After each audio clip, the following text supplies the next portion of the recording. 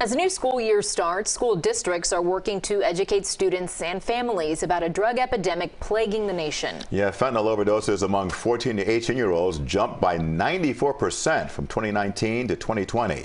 CBS News Miami's Morgan Reiner has more.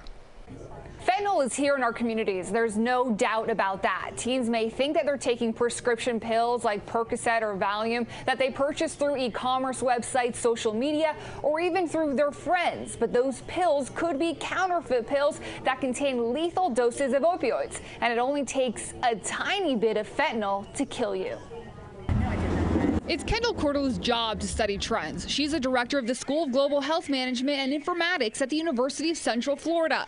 Fentanyl overdoses were steadily climbing, and then in 2020 we took a direct turn upward. We saw a dramatic spike in fentanyl overdoses during the pandemic. And chances that the pill someone is buying on social media or from anyone who is not a doctor contains fentanyl is high. A pill that you get has about a 60 to 70% chance of containing a lethal dose of fentanyl, no matter what kind of pill it is, because so many pressed pills can be made to look exactly like an OxyContin, to be made to look exactly like an Adderall. Cordell and Lisa Keeler work for Project Opioid South Florida, an educational organization that partnered with Miami-Dade schools. They've already planned assemblies to speak with students and distributed 1,000 cans of naloxone, which is the overdose reversal medication. And we're starting the assemblies with our partners, the Fentanyl Fathers, the DEA, and the Miami Poison Control Center.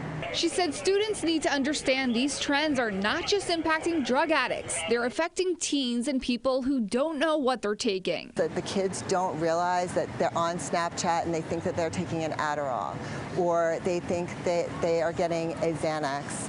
And what they are really getting is a pill that has fentanyl in it. Just 2 milligrams can kill you, which is the equivalent of 10 to 15 grains of salt. People are overdosing daily, especially in the Tri-County. So, it is a huge problem, and we need to address it, and we need to talk about it. Lisa Keeler says that carrying Narcan is just as important as having a fire extinguisher nearby. She says that her organization is in the process of partnering with the Broward County School District. Right now, the Broward County School District partners with United Way of Broward County and other community organizations in order to educate students and families and put together overdose prevention kits. In the newsroom, Morgan Reiner, CBS News, Miami.